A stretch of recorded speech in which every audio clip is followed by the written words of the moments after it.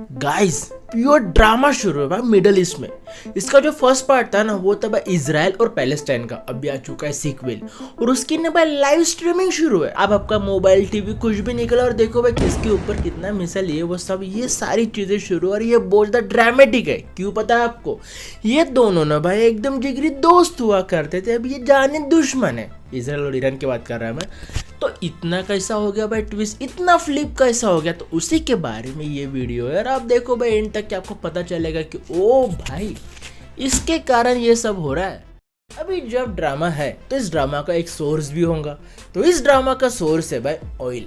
Nuclear energy भी है but वो अपन स्टेप बाय स्टेप देखेंगे। तो ऑयल का डिस्कवरी हुआ भाई ईरान में 1908 और उसके बाद भाई ईरान का जो भविष्य था, जो डेस्टिनी थी, फॉर्चून थी, वो एकदम से स्काई रॉकेट हो गई। रुको तो 1908 में जब ऑयल का डिस्कवरी करता है भाई एंग्लो पर्शियन ऑयल कंपनी, जो कि सब्सिडियरी है भाई बर्मा ऑयल कंपनी की, जो कि एक ब्रिटिश कंपनी है। सो इन शॉर्ट भाई ब्रिटिशर डिस्कवर करते ऑयल ईरान में और वो चाहते भाई कि ये ऑयल फील्ड के ऊपर हमारा हक हो। Britishers are very greedy people. आर क्यों भाई? Very greedy people. अभी ब्रिटिशर्स को अपन क्या ही बोले, क्या ही रह गया वो देश का। ओके अपन टॉपिक पे रहते। तो तब ना भाई कजार डिनेस्टी का रूल हुआ करता था ईरान पे और उनका जो किंग था वो था भाई अहमद शाह कजार। 1921 की बात है दोस्तों। ईरान ना बहुत ज्यादा वीक हो चुका है आफ्टर द वर्ल्ड वॉर 1। तो उनका एक मिलिट्री ऑफिसर होता है जिसका नाम होता है भाई रेजा खान। रेजा खान क्या करते पता है? वो नहीं अहमद शाह को निकाल देते, डिथ्रोन कर देते और खुद वहां के शाह बन जाते, यानी किंग बन जाते।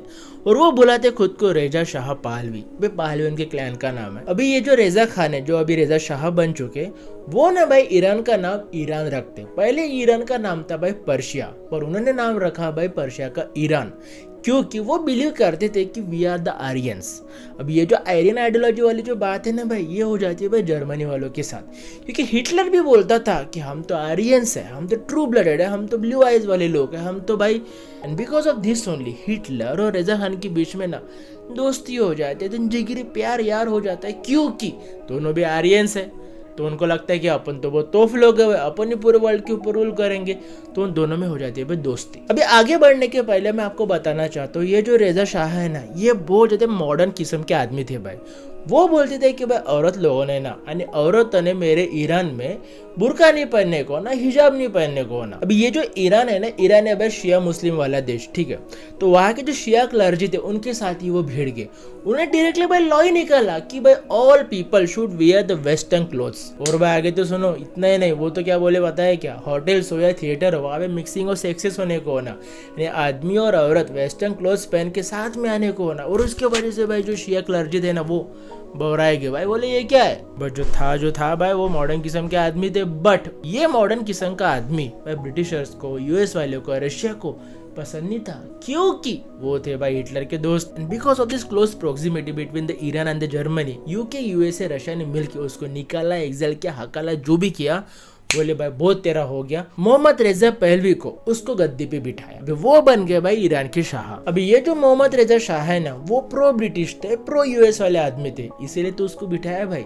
अभी दौर आगे बढ़ चुका है दोस्तों, 1948 की बारी, और यहाँ पे इजराइल जो है इंडिपेंडेंट हो चुका है। इंडिपेंडेंट नहीं भाई, एस्टैब्लिश हो चुका है। तो इजराइल का रिकॉग्निशन मानने वाला जो सेकंड मुस्लिम कंट्री है वो थी भाई ईरान। ईरान भाई, पहली थी टर्की। भाई क्या शुरू है? तो पहला टर्की था, फिर ईरान था, जो बोले कि भाई ना इजराइल एक भाई साक्षात लीगल देश है। अभी दौर और आगे बढ़ता है और बारी आती है भाई 1951 की। 1951 में ना एक करिश्मेटिक लीडर का और उदय होता है भाई ईरान में। उसका नाम होता है भाई मोहम्मद मोजादेक। देखो मोहम्मद रेजा शाह जो है ना वो किंग है, बट वहाँ पे प्राइम मिनिस्टर भी, दोनों चीजें साथ में चलते हैं। मोनार्की, डेमोक्रेसी, वो ठीक है, वो अपन बाद में देखेंगे। बट मोहम्मद मोजादेक का ऐसा बोलना है कि ये जो ऑयल फील्ड्स है उसके ऊपर ना भाई ईरान का हक रहने को होना, यानी इस ऑयल फील्ड पे पूरा कंट्रोल ईरान का ही रहने को होना, और उसके लिए अपन ये ऑयल फील्ड्स को ना नेशनलाइज करेंगे। और 1951 में नेशनलाइज कर भी देते हैं। अभी उसकी वजह से क्या हो जाता है पता है दोस्तों, कि ब्रिटिशर्स, यूएसए, रशिया वाले बौखला जाते हैं, रशिया नहीं, यूएसए, यूके वाले बौखला जाते हैं कि भाई हमारा हक था अब तक ये ऑयल फील्ड्स पे, हम जो चाहे वो करते थे, अभी भाई फटाक से नेशनलाइज कर दिया तो हमारा क्या होगा, हमको तेल कहाँ से मिलेगा? Because at the end of the day it is all about the oil. और ये चीज भाई यूएस यूके को बिल्कुल पसंद नहीं आई। तो फिर उन्होंने क्या किया? उन्होंने किया भाई ऑपरेशन अजैक्स। 1953 में भाई उन्होंने ओवरथ्रो, यानी उसको हकाल दिया, उसको भी एग्जाइल कर दिया, डाल दिया, मार दिया। जो हमेशा करती है भाई अमेरिका। तो ये मोहम्मद मोजादेक को निकाल दिया और फिर से रीइंस्टेट किया है भाई मोहम्मद रेजा शाह को कि भाई आप संभालो, भाई आप यहाँ के शाह हो यार, अपने हाथों में कुछ चीजें लो, आप डिसाइड करो कि क्या होंगे। वो बोले कि भाई ठीक है भाई, आप, मैं तो वैसे भी प्रो ब्रिटिश यूएस वाला आदमी हूँ, आप कर लो, और ये जो मेरे पूरे कंपनी पूरा ऑयल है, आप ही डिसाइड करो भाई कितना प्रोड्यूस करेंगे, कितना निकालेंगे। और फिर भाई यूएस यूके वाले खुश एकदम। अब ये जो मोहम्मद शाह रेजा है ना, उनका जो रेन था वो था भाई 1979 तक के। 1948 से लेकर 1979 तक के इजराइल और ईरान का भाई जिगरी दोस्ताना का पीरियड है। वो कैसे पता है आपको? सेवक नाम का इंटेलिजेंस एजेंसी है भाई ईरान की। अब ये सेवक को ट्रेन किया है भाई इजराइल के लोगों ने, यानी मोसाद ने। अब ये जो मोसाद है ना, ये पूरे दुनिया की सबसे खतरनाक एजेंसी है भाई, इंटेलिजेंस एजेंसी। उन्होंने ट्रेन किया भाई सेवक को। और उतना ही नहीं गाइस, जब अरब लोगों ने बॉयकॉट किया इजराइल को, तो भाई ईरान ने ही अपना पूरा ऑयल पहुंचाया भाई इजराइल में। इजराइल का सबसे बड़ा जो ट्रेडिंग पार्टनर था ना, वो तो ईरान बन गया था भाई 79 तक के। तो ऐसा इनका दोस्ताना बहुत चला भाई, ऑयल से लेकर ट्रेड से लेकर यारी दोस्ती पूरा। यानी इंटेलिजेंस एजेंसी को ट्रेन करना ने कितना प्यार होगा भाई, समझ लो आप लोग। बट गाइस, इनके प्यार को नजर तो भाई लगनी थी। क्यों पता है आपको? अब ये जो मोहम्मद रेजा शाह है ना, ये भी अपने पिताजी के समान बहुत मॉडर्न किस्म के आदमी थे भाई। ये जो तेहरान है ना, तेहरान एकदम वेस्टर्न कल्चर वाला हिसाब था। यानी Muslim womens are wearing the western clothes by bikini and all that, ये सब कार्यक्रम चलता था भाई ईरान में। और यही सारी चीजें ईरान के जो कंजर्वेटिव पीपल थे, यानी शिया क्लर्जी, उनको बिल्कुल पसंद नहीं था। और यही शिया क्लर्जी लोगों का जो गुस्सा था, जो कंजर्वेटिव्स का जो गुस्सा था ना, उसको टैप किया भाई अयतुल्लाह खोमनी ने। अब ये जो अयतुल्लाह खोमनी थे ना, वो भाषण देते थे इस मॉडर्नाइजेशन पॉलिसीज के खिलाफ, तो उसको भाई कर लिया एग्जाइल। बट भाई तभी भी वो अपने लिटरेचर भेजा करते थे, वो अपने छोटे छोटे संदेश भेजा करते थे, और उसके वजह से वहां पे हो गया भाई रिवॉल्यूशन। और 1979 में उसको उखाड़ के फेंक दिया भाई रेजा शाह को, और वहां पे आ गया भाई सुप्रीम लीडर अयतुल्लाह खोमेनी, और ईरान में लगा दिया है भाई शरिया लॉ। अभी यहाँ पे ना भाई शिया सुनने वाला थोड़ा मैटर है।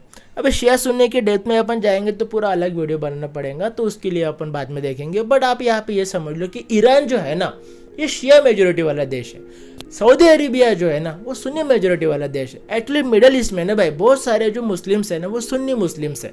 और ये जो ईरान है और जो इराक है, ये भाई शिया वाले देश है। भाई खोमेनी का ऐसा बोलना था, और उसका ऐसा लगता है कि भाई ये जो सारे देश है, जैसे कि टर्की हो गया, सऊदी अरेबिया हो गया, पाकिस्तान हो गया, यूएई हो गया, ये ना भाई सब गोद में जाके बैठते यूएसए के। So because of that Khomeini साहब का ऐसा बोलना था कि यार मैं बनूंगा undisputed leader of Muslims all over the world, क्योंकि भाई बाकी तो सब यूएसए को सपोर्ट कर रहे हैं। और एक पॉइंट पे प्रिसाइजली खोमेनी ने बोला कि ये जो इजराइल है ना, इजराइल को बहुत ज्यादा सपोर्ट है भाई यूएसए का। अभी यहाँ पे ट्विस्ट देखो क्या होता है, दुश्मन क्यों बन जाता है इजराइल और ईरान।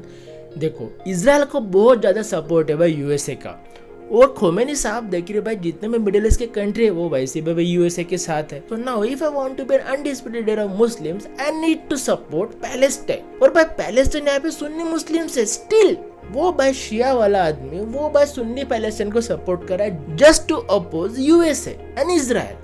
और यहाँ पे भाई इजराइल और ईरान बन जाते एक में के दुश्मन, क्योंकि भाई ईरान तो पैलेस्टाइन को सपोर्ट कर रहा है। अभी 1982 में जब इजराइल इन्वेड करते हैं ना भाई लेबनान को, तो वहाँ के जो हिजबुल्लाह मिलिटेंट्स होते हैं ना, उसको सपोर्ट करते भाई ईरान। अभी 80s में ना भाई हमास हो गया, हिजबुल्लाह हो गया, इस्लामिक जिहाद हो गया, जितने भी मिलिटेंट्स है ना जो इजराइल के अपोज में काम करे, सबको फंड करता है भाई ईरान। तो इजराइल को और ज्यादा गुस्सा आ जाता है। 1992 में अर्जेंटीना में इजराइल के एम्बेसी पे अटैक होता है, जहाँ पे 92 लोगों की जान जाती है। और वहाँ पे भाई इजराइल ब्लेम करता है हमास और हिजबुल्लाह के ऊपर, जिसको फंड किया रहता है भाई ईरान ने ऑब्वियसली। अब बात है भाई 2002 की, जब खबरें ऐसी आने लग जाती है कि ईरान ने भाई न्यूक्लियर बॉम्ब बना रहा है, और ये बात सुन के इजराइल का दिमाग ही फट जाता है। क्योंकि भाई अगर ईरान ने अगर न्यूक्लियर बॉम्ब बना दिया, तो वो न्यूक्लियर बॉम्ब हमास को भी देगा, हिजबुल्लाह को भी देगा, जितने भी ये मिलिटेंट्स ऑर्गेनाइजेशन है उनको भाई न्यूक्लियर वेपन प्रोवाइड करेगा।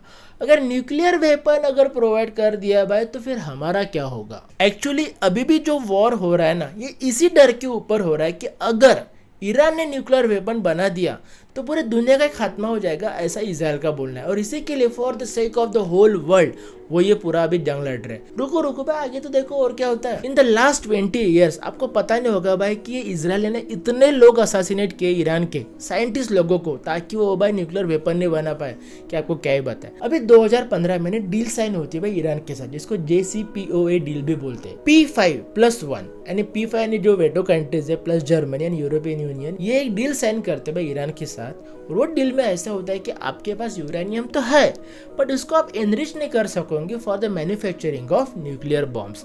आप न्यूक्लियर एनर्जी के लिए यूज करो बट आप बॉम्ब नहीं बना सकते। ऐसा होता है भाई इस डील में। 2018 में ट्रम्प होते हैं भाई प्रेसिडेंट और वो बोलते भाई ये जो ईरान है ना ये कोई डील का पालन नहीं कर रहे भाई, वो अपना बम बना ही रहे, इसलिए उन्होंने भाई डील को कैंसिल कर देते हैं। अभी स्ट्रेट अपन आते हैं अक्टूबर 2023 में जब हमास के लोग इजराइल पे अटैक करते हैं, बहुत खतरनाक पूरा वॉर शुरू हो जाता है भाई इजराइल पैलेस्टाइन का। And because of that Israel Iran का फिर से झगड़ा शुरू हो जाता है। अभी ट्रम्प भाई साहब बने भाई फिर से प्रेसिडेंट और उन्होंने बोला ईरान को भाई अपने औकात में आ जाओ, और ईरान भी लाइक भाई हम नहीं सुनने वाले, हम हमारा बॉम्ब बनाएंगे, हम हमारा बॉम्ब नहीं बनाएंगे, जो भी है सारी चीजें हम खुद डिसाइड करेंगे भाई, हमको ना बताओ। और इजराइल का ऐसा बोलना है कि भाई इन लोगों ने अगर न्यूक्लियर वेपन बना दिया तो फिर क्या, पूरे दुनिया का क्या होगा, पूरे दुनिया का छोड़ो भाई, पहले हमारे देश का क्या होगा, मिडिल ईस्ट का क्या होगा, फिर भाई पूरे दुनिया का। भाई बेंजामिन नेतन्याहू वो भी बहुत नाटक करते भाई कि वो पूरा दुनिया का कहाँ पे सोच रहे, वो अपने देश का ही सोच रहे भाई। और उनको भी पता है बॉम्ब कहाँ पे भी गिरे, हमारा छोटू सा देश है, हमको तो प्रॉब्लम होने ही वाला है। तो इन सारी चीज़ों की वजह से भाई न्यूक्लियर एनर्जी पहले ऑयल की वजह से पूरा राड़ा हुआ और अभी न्यूक्लियर एनर्जी की वजह से पूरा कार्यक्रम शुरू है। बट एक बात यहाँ पे ये भाई कि अगर ईरान ने सच्ची में न्यूक्लियर वेपन बना दिया और अगर ने मिलिटेंट्स को दे दिया तो भाई जो कश्मीर के मिलिटेंट्स हैं उनको भी अगर न्यूक्लियर वेपन मिल गया तो भारत का क्या होगा। इससे अच्छा तो वो नॉर्थ कोरिया का आदमी अच्छा है भाई, वो वहाँ का किम जोंग भाई, वो खाली लगता है सब लोगों को कि ये पागल इंसान है, पर तो करता कुछ नहीं है भाई, अपना शांत रहता है। तो ये सारा मामला है भाई इजराइल ईरान का। तो ऐसे देखते रहिए भाई, सब्सक्राइब करो यार, थैंक यू।